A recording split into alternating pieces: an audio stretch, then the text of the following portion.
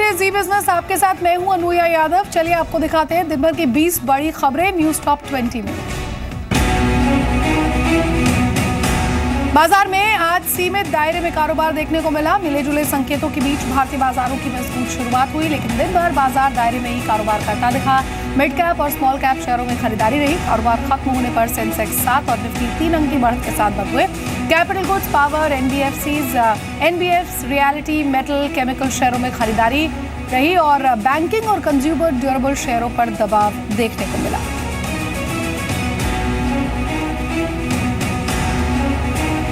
बैंकों के एनपीएस को घटाने के लिए सरकार की ओर से उठाए गए कदमों का रेटिंग एजेंसी मूडीज ने सकारात्मक बताया है और हालांकि मूडीज का कहना है कि इससे बैंकों की पूंजी की दिक्कत को दूर करने में कोई मदद नहीं मिलेगी, क्योंकि इससे बैंकों को कर्ज माफी का अधिकार नहीं मिलेगा। मूडीज का कहना है कि आरबीआई को ज्यादा ताकत मिलना अच्छी बात है और सरकार के कदम सेक्टर के लिए क्रेडिट पॉजिटिव है। आज भारतीय एयरटेल के नतीजे आएंगे। रिलायंस जियो के ऑफर के चलते कंपनी के नतीजों पर दबाव दिख सकता है। जी बिजनेस के अनुमान के मुताबिक जियो के मुफ्त ऑफर से भारतीय एयरटेल की आय में 6% की गिरावट संभव है।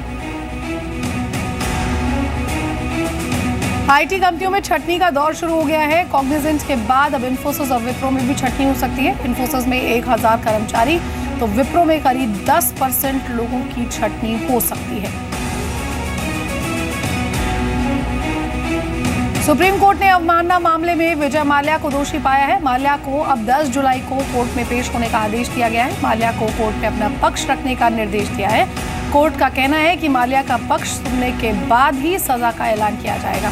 कोर्ट के मुताबिक माल्या ने अपने बच्चों को $4 करोड़ ट्रांसफर किए थे, जो कोर्ट के आदेश का उल्लंघन है।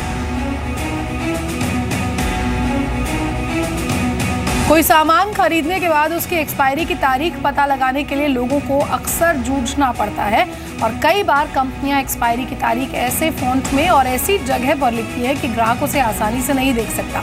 लेकिन अब ऐसा नहीं होगा। सरकार एक्सपायरी की तारीख को लेकर नया नियम बनाने जा रही है। अब कंपनियों को बड़े बड़े अक्षरों में मैन्युफैक्चरिंग के साथ साथ एक्सपायरी की तारीख लिखनी होगी। साथ ही पैकेजिंग के 40% हिस्से को यहाँ पर कवर करना होगा, जिसमें एक्सपायरी डेट, मैन्युफैक्चरिंग तारीख और बैच नंबर लिखना होगा।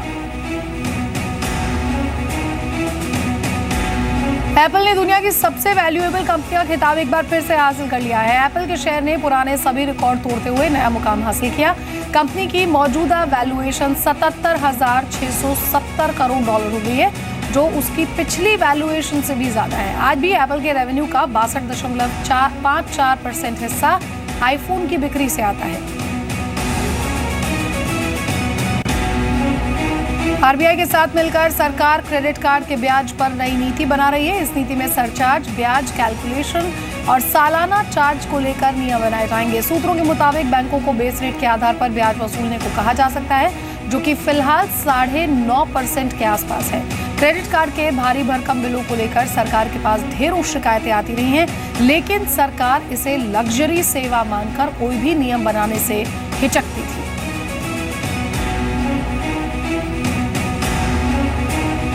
भारतीय रेलवे जल्द ही दुनिया का सबसे ऊंचा रेलवे पुल बनाने का कीर्तिमान बनाने वाली है, जिस पर न केवल रेलवे को बल्कि पूरे देश को नाज होगा। 369 मीटर ऊंचा जम्मू के चिनाब नदी पर बनने वाला रेलवे ब्रिज फ्रांस के आईफिल टावर से भी ऊंचा होगा।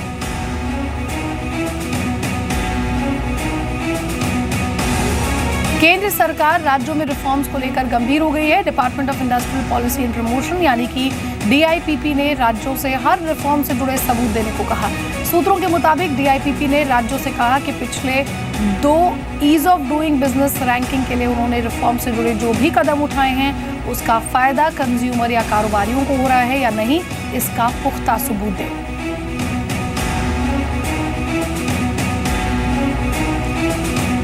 केंद्र सरकार ने national transit oriented development policy को अंतिम रूप दे दिया है। केंद्र की ट्रांजिट ओरिएंटेड डेवलपमेंट पॉलिसी एक बेंचमार्क साबित होगी, जिसके आधार पर राज्य अपने शहरों को डेवलप करेंगे। पॉलिसी का मकसद लोगों को घर के नजदीक ट्रांसपोर्ट की सुविधा मुहैया कराना है, ताकि लोगों की ट्रांसपोर्टेशन कॉस्ट कम हो जाए और समय की भी बचत हो।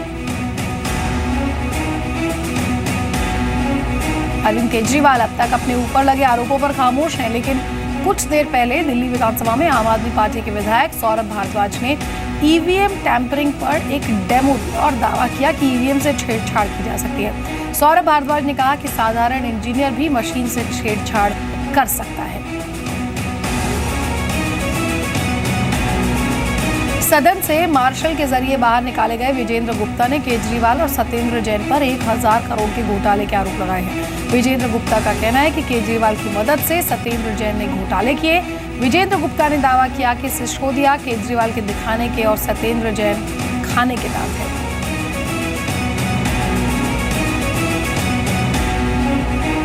कपिल मिश्रा ने दिल्ली के सीएम अरविंद केजरीवाल के खिलाफ सीबीआई में आज 3 शिकायत दर्ज कराई है। कपिल मिश्रा ने आम आदमी पार्टी के 5 नेताओं पर दुर्गेश पाठक, राघव चड्ढा, संजय सिंह, आशीष खेतान और सत्येंद्र जैन पर विदेश दौरों के दौरान देश विरोधी काम करने का भी आरोप लगाया है।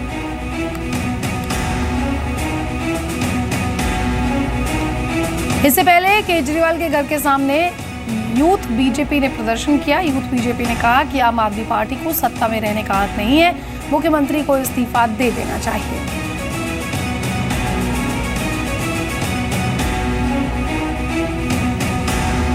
Chief justice of India JS खैर और सुप्रीम कोर्ट के जजों के खिलाफ बगावती तेवर अपनाने वाले कलकत्ता हाई कोर्ट के जज जस्टिस कर्णन पर बड़ी कार्रवाई हुई। सुप्रीम कोर्ट ने कर्णन को अदालत, न्यायिक प्रक्रिया और पूरी न्याय व्यवस्था की अवमानना का दोषी मानते हुए 6 महीने की सजा सुनाई है।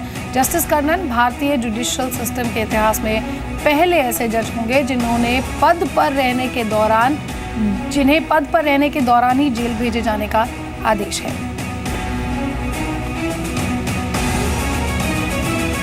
मेरठ दौरे पर गए उत्तर प्रदेश के मुख्यमंत्री योगी आदित्यनाथ ने कहा कि राज्य में किसी के साथ जाति और मजहब को लेकर भेदभाव नहीं किया जाएगा। योगी ने कहा कि हमने एंटी रोमियो दल का गठन किया। अगर कोई भी व्यक्ति बेटियों के साथ छेड़छाड़ करेगा तो प्रशासन एक्शन लेगा।